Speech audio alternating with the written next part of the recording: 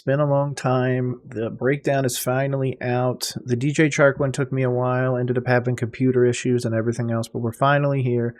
Instead of doing my views, I'm going to break down somebody else's pro football breakdowns. They do some great work over there. But this video was posted 2 years ago. It's currently sitting at 14,000 views. If you don't follow pro football breakdowns, please go do. They're awesome. I'm actually looking at that right now. Yeah, 14,000 views after 2 years. So this was posted in late 2020, early 2021-ish. And again, why don't we see how nothing has changed for DJ Chark, and he has never improved as a player, right here on Roll Coverage with me, Nick. Let's jump into it. Hey, I thought it was all over.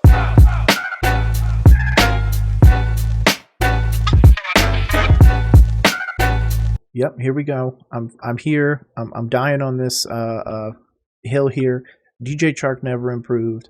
My dude over here at Pro Football Breakdowns is going to tell us why. Again, this is 2 years ago before the Panthers acquired him. I want to see that we still have the same problems that he had back then. Let's get to it. DJ Chark has a unique blend of size and explosive athleticism that few people have in the league today. To give you an idea of the kind of special athlete that he is, we can compare his combine numbers to Julio Jones and DK Metcalf, two of the biggest athletic freaks in the NFL. He has game-changing speed, running a 4.34 40, and his incredible broad jump and vertical numbers really show off his explosiveness. But the one measurement that I want you to hone in on is the 10-yard split.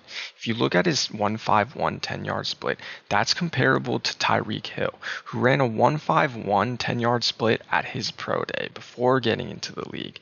And it's also comparable to John Ross, the fastest player ever recorded at the Combine, who had a 1.49 10-yard split. Today we're going to break down what makes Chark such a great receiver, but we're also going to look at one thing I think he can work on to go from great to truly elite. Let's break it down. This first clip is going to show. Okay, so my first criticism of Chark is that he never improved from college. Again, I wish my computer didn't blow up when I was doing the original breakdown, but his original profile said, he could get separation, but he's not great feet-wise, meaning like immediately off the jump sometimes. He struggles in the hands department, actually catching the ball sometimes. In a lot of these plays that he just showed, you saw the defender fall. You saw the defender kind of get bumped over. He's a fast, physical, tall wide receiver, which I love, but he has never improved. Now, again, this is 2 years old when he's still on the Jags. So tell me if any of this stuff improved from the Jags Chark to the Panthers Chark. The amazing skill set that Chark has as a receiver. You're going to see his route running, speed, his ability to catch the ball in traffic, and his ball skills all wrapped up in one play. The Titans are going to be in quarters coverage, and Chark's going to run an absolutely filthy double move on this play. Before we break down Chark's route running, I'm going to quickly go over quarters coverage against this specific formation that the Jaguars are running. The outside linebackers are going to be in charge of the flats, and if there's an immediate threat, they're going to crash hard outside, but if there's not an immediate threat, they're going to sink back and play at more of an intermediate level. The middle linebacker is going to be in charge of the middle of the field, and while his responsibilities might change based on formation and route combinations, he's generally going to be concerned about short routes that are going to cross his face. The safeties and corners are also going to have different responsibilities based on formation, route combinations, and alignment. Against this 2 wide receiver, 2 tight end formation, the safeties and corners are going to read the receiver that's on their side of the field. And because the receivers are lined up. Shout out again, these breakdowns, very in depth. Just in case you guys don't know, I just did one with Jackson Kruger Sports as well, full breakdown of his video. Where they really go into these minutiae details of this. This is what we want. I want to see what he looked like back then, but thank you for breaking this down for the people that might not know. Up tight, closer to the line of scrimmage. The safeties are going to leverage heavy to the inside because they're going to have help from the corner and the outside. If it's a deeper in-breaking route like you see on this play, the safety is going to play man-to-man and continue to cover that receiver, while the corner on that side of the field is going to drop back and fill in more of the safety role and get deeper in the field. But if it's an outside breaking route, this corner is going to crash to the outside, and that's going to be his responsibility instead. On outside breaking routes, the safeties are going to continue deeper, and they're going to play their usual deep zone. What makes this route so great is Chark's shoulder, hips, and head movement. Chark really makes the opposing corner think it's an outside route on this play by angling his shoulder and his hips towards the sideline. But what really sells this route is his head movement. He's going to turn his head like he's looking back for the ball, and that's really going to make the corner believe that this is an outside breaking route. He does such a good job on his route that he actually gets the corner to pivot all of his momentum to the outside, which really gives him the space to get vertical on the play and be open. Again, I think it's great that he made that adjustment and did this to this corner, but at the same time, this is not a, perfect crisp route and then he gets the ball in stride and everything like that. Like, this is something where the corner bit on something early, kind of like a lot of people went after Diggs for the corner for the Cowboys, that he would kind of like bite on a lot of stuff. So I think the corner just bit on this one. Obviously, it makes Chark look much better than he has looked this year with the Carolina Panthers, but still. The ball's underthrown, and that gets him into a jump ball situation with two defenders bearing down on him. He shows great ball skills to high point the ball and strong hands to come down with the big play. Chark's speed and deep threat ability really changes the way that defenses play against him. This play occurs in the same game as the last clip we just looked at, where Chark was able to beat the Titans down the field. The Titans are going to be running a man blitz concept, and Chark is going to be running a deep crossing route. The corner in this play is so scared of getting beat vertically. Like, he just said he had good hands and stuff like that, but I'm going to pull up his draft profile real quick, because one of the things that they said was, here we go, from the official NFL.com DJ Chark draft preview, draft and combine preview, whatever. They expected him to go in the second round. Tall and fast, Chark is a linear route runner who may need a limited route tree, but who has the potential to back safeties off the line of scrimmage. Chark will be coveted by play-action pass attacks looking to win with chunk plays down the field, but he'll need to improve his ball skills to take advantage of all that speed. Chark could struggle early on against press coverage, but he has the ability to be a solid wide receiver too. Now, personally, I've always said he's a wide receiver 3, but again, these are the things that were in his draft profile. These are his weaknesses from his draft profile. Frame is too easy to find for press corners, can be leggy and sluggish in releasing upfield when crowded, which again, I know the feet thing is a problem, and a lot of people don't understand that, but that's it broken down. Upright in his routes, gets by with speed and talent rather than route focus and urgency, may be limited to linear and rounded routes on second and third levels only, needs to improve setup and finesse when looking to uncover, not effective as a hand fighter, again, not great with the hands, needs to improve upper body strength, ball tracking is uneven, and has a tendency to slow feet when tracking balls and will make adjustments too late at times. Oh, well, obviously this one's a little bit overthrown here in his previous ones. We're going to go back, but watch. It really gives he him slows the down. space to get He slows down the minute he sees it. Now, I understand the quarterback should have thrown it farther. I understand that stuff, but it's been a problem since he was in college, and it's never been improved upon. So why would we want him on the team? Well, because he had the opportunity, the second and third level, if he can really break away on a play-action pass, that's what we want to do. That's what the offense, the Carolina Panthers offense, was built around, that play-action pass. We just can't get it going. We can't protect our quarterback or anything like that. So somebody like Chark is thrown to the wayside because he's not needed. He can't get open. He can't do that stuff. Like, he never improved from college to the Jags to now. He's just always been fast, so he's always been on teams. That's not how you win games. The fastest players in the league don't win games every time. Tyreek Hill is pretty much the only exception because John Ross doesn't play football anymore, from what I understand. So, vertical on the play and be open. The ball's underthrown, and that gets him into underthrown. I don't think it's underthrown. I think nobody saw Chark getting open. So the minute Chark was open, it's like, oh shit, I can't get the ball down there now. The safety's definitely going to pick it off, so I'm just going to try and get it there as soon as I can. So again, I don't think that this was a design thing. I think this is something that just kind of happened in the moment. Chark happened to make somebody look dumb. That's what speed and raw talent will give you, but actually working on your craft and being a great route runner is something that Chark clearly hasn't shown us yet. A jump ball situation with two defenders bearing down on him. He shows great ball skills to high point the ball and strong hands to come down with the big play. But again, remember, that's not who he is normally. That good play is 1 in 1,000. His normal plays, he struggles with his feet, he struggles with his hands, and unless he has a blown coverage, he's not the big home run shot that everyone seems to think he is. He is not Tyreek Hill. He's not anywhere close. Chark's speed and deep threat ability really changes the way that defenses play against him. This play occurs in the same game as the last clip we just looked at, where Chark was able to beat the Titans down the field. The Titans are going to be running a man blitz concept, and Chark is going to be running a deep crossing route. The corner in this play is so scared of getting beat vertically that he's already bailing and trying to get deeper on this play. And that gives Chark a ton of separation and green space on the play to make a pretty solid game. And yes, I'm not saying that people shouldn't be worried about his speed. He's absolutely incredibly fast, but he relies on that speed 100% of the time, whereas Tyreek Hill can take a ball on a screen, quickly accelerate, and he's gone. Chark doesn't seem to have that, and obviously, like his comp said, he gets jumbled up on the line when there's more pressing corners, more pressing safeties, or even like a big linebacker. Obviously, they won't be able to keep up with him, so he's hoping to burn them. But if he doesn't burn them, he doesn't get what he wants.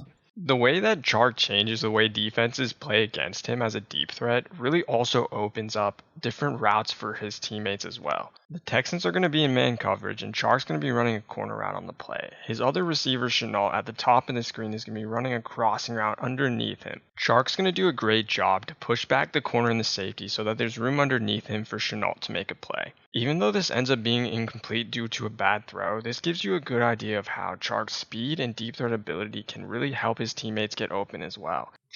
So again, he's there as a intimidator. He's not there to be a, winning the ball, high pointing it over people and everything like that. He's there to enable others, which I appreciate. But the problem is if he can never get going, then nobody's ever scared of him. Like this year, I'm not even going to look up his stats just because it's been so bad. But overall, he just hasn't been there. Obviously, injuries have played a part in that and everything like that. But overall, he just hasn't been a factor for the Carolina Panthers. And again, it's because he never improved on the things that he had previously. He never got better. He just always said, I'm the fastest guy or one of the fastest guys on the field, so that's good enough. Chark doesn't just have speed, he also has amazing size to really cause mismatches for opposing defenses. And I love that. I love that he's huge. I love big, tall receivers, physical receivers. You don't have to be the fastest guy on the field. But man, if your corner is 5'10" and you're 6'4", it's going to be a lot easier for you to win some of these matchups. Of course, if the ball is put in the right way. So in this play, Chark's going to be running a fade route, and the corner is actually going to do a pretty decent job of cutting off the field and forcing him to the sideline and press. Chark's size is really what makes him open on this play. Glenn's going to throw a great... I agree with that, but see that? It's the size that made him the difference, not his speed, not his feet, not his hands. His size, something that he has no control over. Ball to the back pylon. Chark's going to catch the ball over the corner. It's literally the whole reason why I like tall receivers. Toe tap in the end zone and score the touchdown. All over the film, Chark flashes the ability to make quick breaks and cuts on his route. His ability to get low and sink his hips down on his breaks is something that's really impressive for a player of his size. Chark's going to be running a curl route against man coverage on this play, and he's going to do a great job of getting the cornerback to go vertical before stopping on a dime and creating about 4 yards of separation to be open on this play. At that point, the ball needs to be in his hands. He needs to turn around. The ball is literally there, and then he probably could have spun left and taken this to the house. But Chark's a great receiver, but I think there's one improvement he needs to make to truly become a top 15 receiver in the league, and that comes in his releases off the line of scrimmage. Again, was a comp in college that they said was bad. That was a part of his weaknesses, was if he gets jammed up by a physical corner safety or something else, that he doesn't adjust. So this is, again, a criticism 2 years ago that never improved. He almost always uses a speed release on his routes, and when people get in his face and press him in man, a lot of times he can get pushed off his routes and he struggles to create separation quickly. I can't stand that stepping thing too. If he didn't do that and he just tried to blow by the guy, I think he probably could have. Next clip's really going to show you how a good man press corner can really cause problems for Chark. And that's one of the reasons I liked, really quick, that's one of the reasons why I really like J.C. Horn coming out of college. I like physical man, press corners. Because obviously it stops speed in a lot of cases. But obviously they have to have the speed to keep up with them if they get blown by. So it's also really going to show you how he can improve his releases off the line of scrimmage. On this play, Chark's going to be matched up against one of the best corners in the league in Marlon Humphrey. The Ravens are going to be running man coverage with a 5-man front, which really means that there's no help over the middle from a linebacker. This is an amazing opportunity for Chark to get open on the play because he has the threat of an inside and outside route, which means he can fake an inside inside or an outside route to get open on the play.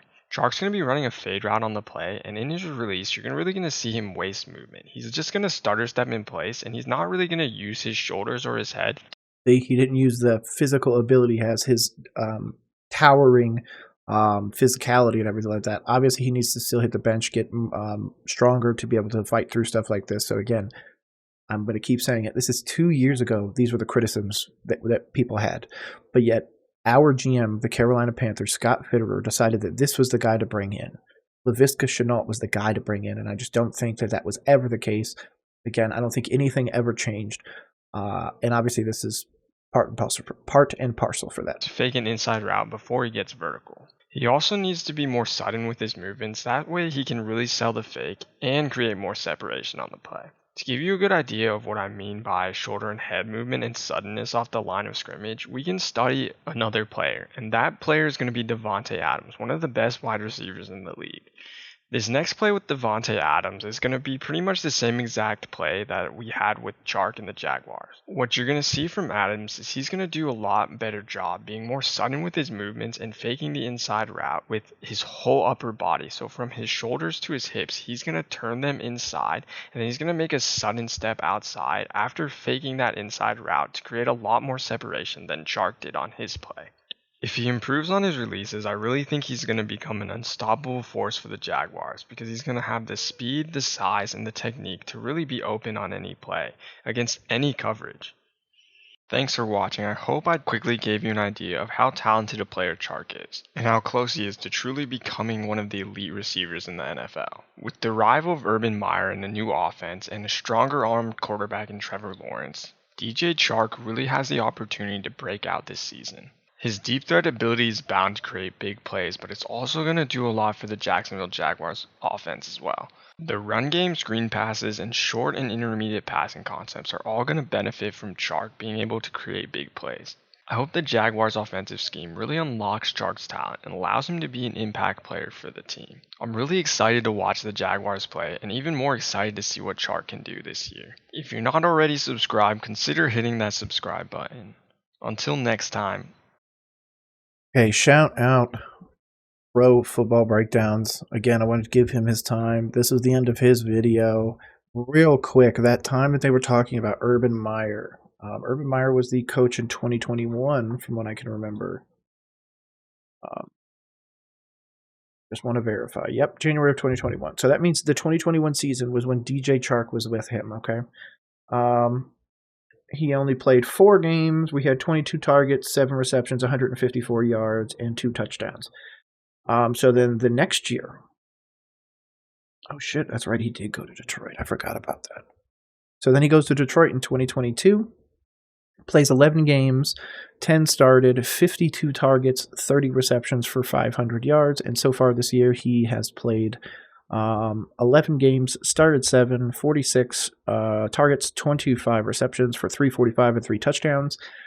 This man had 1,000-yard season. It was his 2019 season where he played the majority of the games. It looks like 15 games, 14 started, where he had 1,000 yards and 8 touchdowns.